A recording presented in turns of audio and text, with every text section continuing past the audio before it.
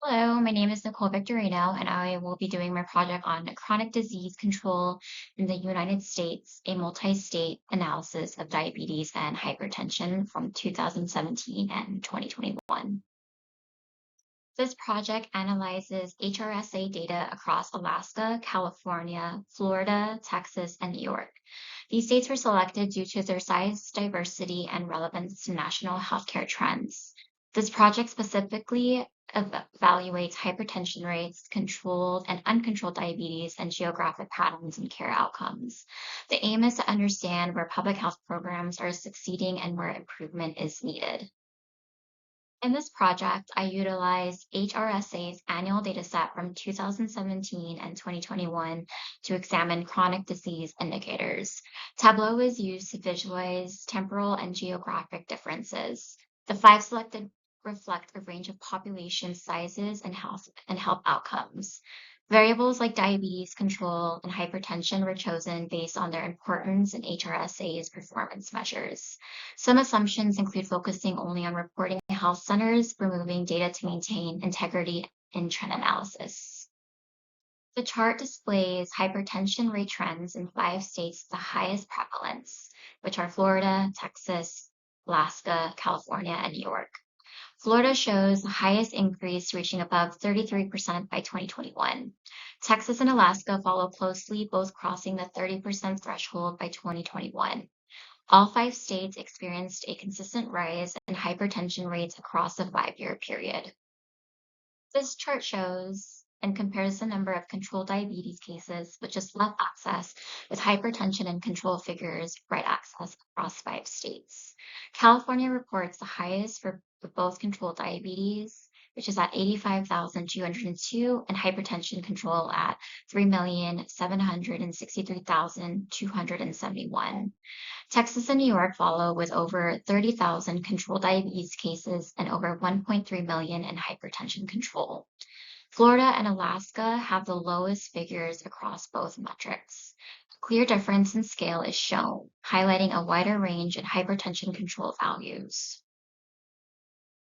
This map visualizes the rate and count of uncontrolled diabetes across the United States from 2017 and 2021.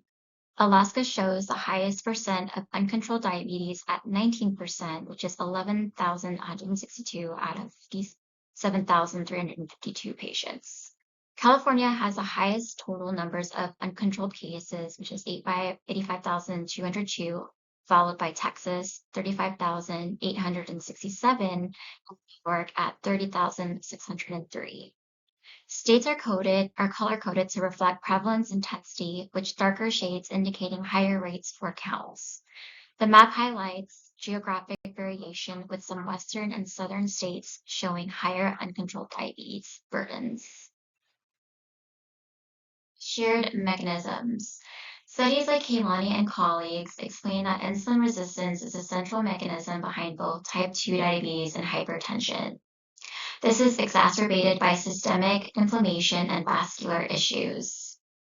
Some risk factors. Many patients have both conditions due to shared risk factors, especially obesity, poor nutrition, and low physical activity. Commonly observed in safety net populations served by HRSA clinics. Metabolic syndrome. When diabetes and hypertension clusters with other metabolic conditions, they form what's called metabolic syndrome, which greatly increases a patient's risk of stroke, kidney failure, and heart disease. Disparities by state. Our HRSA trends chart show that southern states like Texas and Florida have persistently lower control rates. This reflects broader issues in healthcare access, insurance coverage, and community support services. The HRSA dataset only includes reporting clinics. The Allegheny County dataset from healthdata.gov confirms that comorbidity is often higher than reported due to underdiagnosed or gaps in claim-based reporting. Type 2 diabetes and hypertension often co-occur due to shared mechanisms like insulin resistance, systemic inflammation, and vascular dysfunction. Common risk factors such as obesity, poor diet, and inactivity are prevalent in safety net populations served by HRSA clinics.